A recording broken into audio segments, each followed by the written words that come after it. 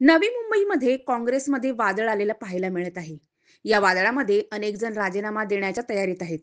काँग्रेसचे ज्येष्ठ नेते माजी उपमहापौर रमाकांत म्हात्रे यांनी काँग्रेसला जय महाराष्ट्र करत आपली भूमिका लवकर जाहीर करणार असल्याचे सांगितले आहे.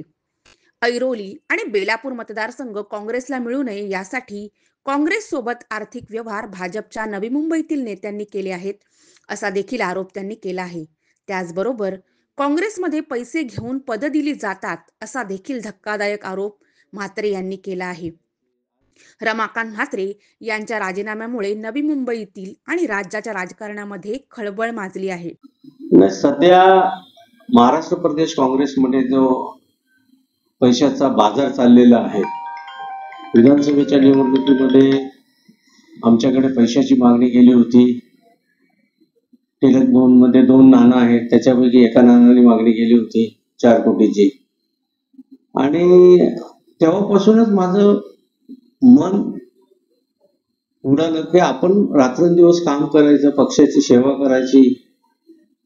आणि असं असताना जर तिकिटासाठी जर पैसे मागत असेल तर मग आपण का पक्षाचं काम करावं, हा माझ्या पुढे डोळ्यासमोर प्रश्न आला. आणि मी त्याच वेळेला निर्णय घेतला होता का काँग्रेस पक्ष सोडून आपण दुसऱ्या कुठल्या तरी पक्षात किंवा आपण घरी बसावं, परंतु पक्षाचं काम करू नये, अशी माझी त्यावेळेपासून धारणा झाली.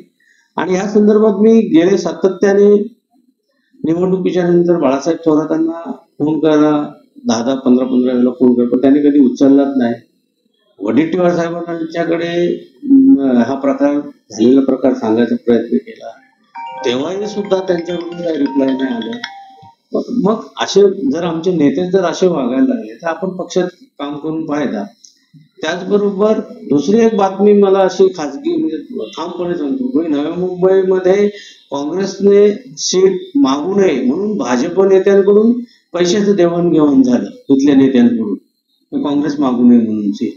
तर असं जर हे असेल तर आपण पक्षासाठी खर्च करायचं, कार्यक्रम घ्यायचे. आज गेल्या तुम्ही पाहिलं 2 वर्षापासून आम्ही सातत्याने, माझा मुलगा अनिकेत म्हात्रे हा उमेदवारासाठी प्रयत्न करतो, सातत्याने 2 वर्ष त्यांनी काम केलं. आणि ऐन वेळेला जर असं जर नेते जर आमचे विकले गेले, पक्षाचे नेते, वरिष्ठ नेते, तर मग आपण या पक्षामध्ये राहून काय मिळणार आहे. म्हणून समोर अंधार दिसतो, म्हणून आम्ही निर्णय घेतला. मी स्वतः निर्णय घेतला. गेले 32-35 वर्ष या पक्षाची सेवा केली. पक्षाने मला भरपूर दिलं. मी असं पक्षावर नाराज नाहीये. मला पक्षाने भरपूर दिलं. जे कोणाला वाटायला ते मला पद वगैरे मिळाली. परंतु नेते जर विकले गेले तर आपण या ठिकाणी काम करण्यात काही अर्थ नाही, म्हणून निर्णय घेतलेला आहे. माझ्या चॅनलला सबस्क्राईब करा आणि बेल आयकॉन दाबा, जेणेकरून तुम्हाला माझे नवीन व्हिडिओ मिळतील.